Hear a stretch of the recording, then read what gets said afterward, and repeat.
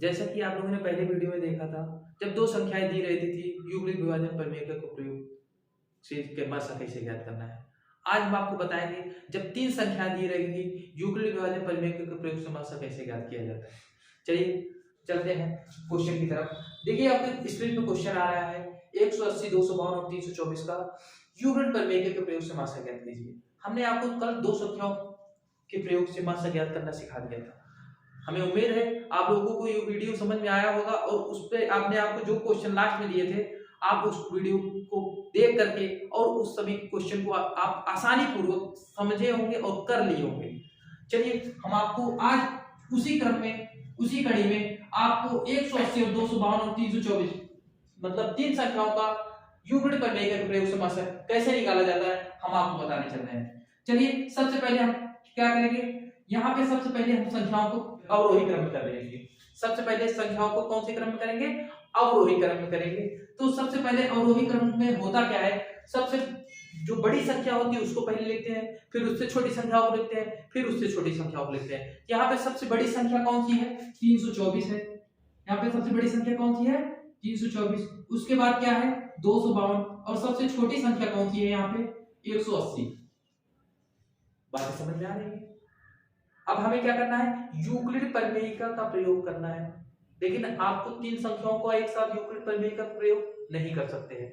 आप पहले दो दो संख्याओं को एक साथ करिए, उसका मासा निकालिए यूक्लिड प्रमेयिका के प्रयोग से, फिर उसका जो मासा आएगा उसके बाद जो संख्याएं बची रहेंगी उसके मासा से उस संख्याओं का जो भी बड़ी संख्या होगी उसको उसके साथ क्या करेंगे, मासा निकालेंगे। बातें समझ में आ रही है। चलिए देखते हैं होता क्या है। सबसे पहले दो संख्याओं को एक साथ लेंगे।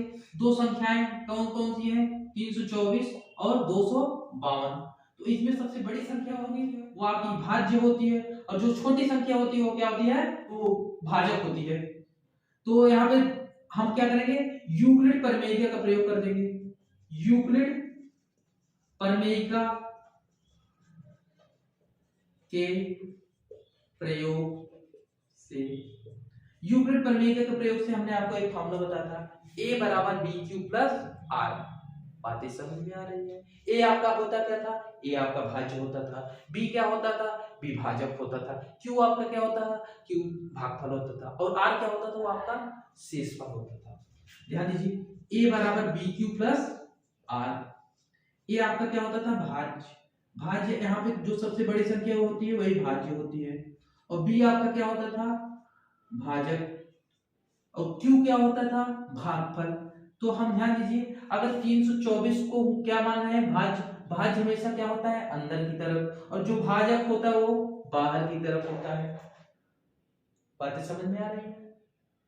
ध्यान दीजिए इसमें भाग देंगे 252 एक के 252, 252 दूनी कितना हो जाएगा 504 आ जाएगा। तो ये तो 324 से क्या है, ज्यादा है। तो कितनी बार जाएगा, एक बार जाएगा। तो हम 252 एक के 252, 4 में 2 घटाएंगे कितना आ जाएगा, 2।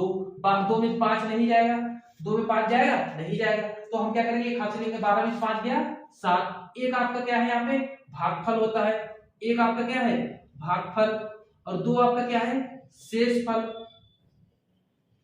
और यहाँ पे आपको पता ही है ये आपका क्या होता है, भाजक है। ये आपका क्या है, भाज्य है। ये आपका क्या है, भाज्य है। तो यहाँ ध्यान दीजिए भागफल Q को हम मानते हैं, Q का मान कितना आया है 1 और शेषफल कितना बचा है 72। बातें समझ में आ रही हैं। और दूसरे स्टेप में क्या करेंगे, ध्यान दीजिए अभी भी मासा में हमने आपको बताया था कि तब तक भाग देंगे जब तक शेषफल 0 ना हो जाए। यहाँ पे भी देखिए अगर यूक्लिड भागफल भी से देखेंगे अभी भी शेषफल यहाँ पे 0 नहीं है। यूक्लिड प्रमेयिका के प्रयोग से अगर r का मान की जगह अगर 0 नहीं आया तब भी आपका शेषफल 0 नहीं हुआ है। r का मान यहाँ पे कितना आया है 72 आया, शेषफल 0 नहीं हुआ है। देखिए अब क्या करेंगे, दूसरे स्टेप में क्या करेंगे, यहाँ पे क्या करते हैं जो भाजक होता है उसको हम क्या मान लेते हैं, भाज्य मान लेते हैं। और भाज्य कहाँ होता है, बराबर के हमेशा लेफ्ट साइड में होता है। बातें समझ में आ रही हैं। और 72 को हम क्या मान लेंगे, भाजक मान लेंगे। 72 को हम क्या मान ले रहे हैं, भाजक। अब देखिए 72 में कितने का भाग देंगे, अब ध्यान दीजिए दूसरे स्टेप में होता क्या था, 72 को हम भाजक मान लेते हैं और भाज्य 252 को मान लेते थे। अब 72 का पहाड़ा पढ़िए ताकि 252 से ज्यादा ना हो। पढ़िए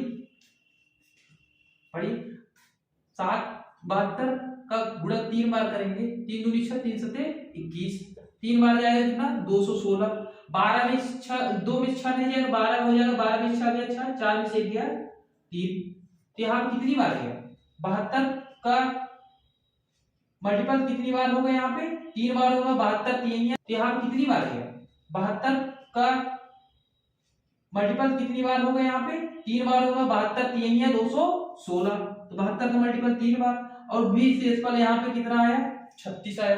अभी भी हमारा शेषफल 0 नहीं हुआ, तो अभी भी कुछ ना कुछ स्टेप आपका बाकी है। देखेंगे अगले स्टेप में क्या होगा, जो 72 है उसको क्या मानेंगे भाज्य मान लेंगे, और जो 36 है शेषफल है उसको क्या मान लेंगे भाजक। और 36 दूना 72 है, ध्यान दीजिए यहाँ पे क्या करेंगे, जो 72 है यहाँ पे अब भाज्य हो गया, और जो 36 है वो आपका भाजक हो गया, 36 गुना 72। देखिए भागफल विधि से और आपको हम यूक्लिड प्रमेय के प्रयोग से साथ साथ क्यों ले चल रहे हैं, क्योंकि आपको बातें समझ में आ जाए।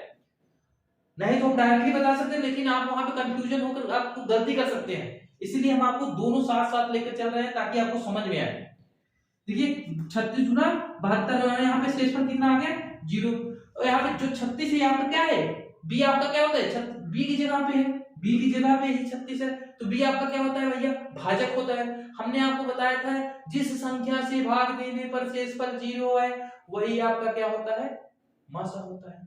तो यहाँ पे जो भाजक है, भाजक बराबर कितना है 36, और मासा इसी को कहेंगे, क्यों कहेंगे क्योंकि इसी संख्या से भाग देने पर हमारा शेषफल क्या आया है 0 है। तो यहाँ पे दो संख्याओं का मासा कितना आया 36। अभी भी हमारी एक संख्या बची हुई है, कौन सी संख्या बची हुई है 180। इसको हम थोड़ा सा इरेज कर दे रहे हैं ताकि आपको यहाँ पे बता दें क्वेश्चन को। देखिए अब आपको दो संख्याएं दी गई है, कौन कौन सी है 180 बचा है, और यहाँ पे जो हमारा दोनों संख्याओं का मासा है ये बचा है।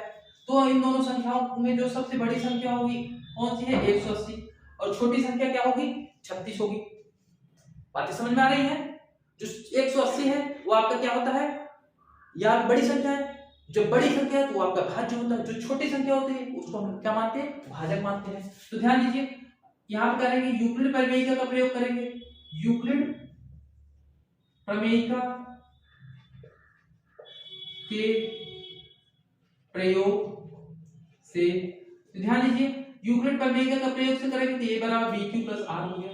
a का मान कितना हो गया 180, और b का मान कितना हो गया बताइए, b का मान कितना हो गया 36, और ध्यान दीजिए 36 का आप भाग दीजिए किसमें 180 में, ताकि आपका शेषफल क्या हो जाए 0 आ जाए। अगर 0 नहीं है तो 36 मासा नहीं होगा, अगर 0 आ गया तो मासा क्या हो जाएगा आपका 36 हो जाएगा। देखते हैं होता क्या है। देखिए अब आपको भाग दीजिए 36 में 180 में कितने का भाग देना है 36 का, 36 पंजे 180 होता है, 36 पंजे कितना होता है 180, आप गुणा करके देख लीजिएगा 36 पंजे कितना होता है 180। तो यहाँ पे शेषफल 36 से भाग देने पर कितना आ गया 0 आ गया, तो यहाँ पे r का मान कितना हो गया 0 हो गया। तो यहाँ पे अगर r का मान क्या हो गया 0, तो आपका मासा क्या हो गया 36, और यह भाजक भी 36 होगा क्योंकि यह b के स्थान पे है। तो भाजक बराबर 36 और मासा बराबर 36।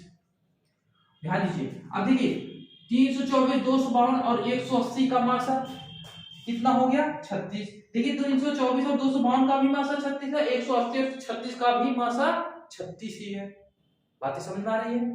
देखिए तो हम क्या लिखेंगे यहाँ पे लिखेंगे 180 252 324 का मासा बराबर 36। बातें समझ में आ रही है। हमें उम्मीद है आप लोगों को ये वीडियो समझ में आया होगा। चलिए आप लोग लिख लीजिए ये वीडियो, ये क्वेश्चन को एकदम अच्छे तरीके से करेंगे और आप लोग एग्जाम में गलती नहीं करेंगे। हमें उम्मीद है आप इस वीडियो से बहुत कुछ सीखेंगे, और इस वीडियो को सीखने के लिए आप वीडियो को सब्सक्राइब कर लीजिए और हमें मोटिवेशनल करने के लिए आप इस वीडियो को लाइक कर दीजिए। कुछ क्वेश्चन आपके स्क्रीन पे आ रहे हैं, आप इस क्वेश्चन को लगाइएगा, और हम मिलते हैं आपको नेक्स्ट वीडियो में।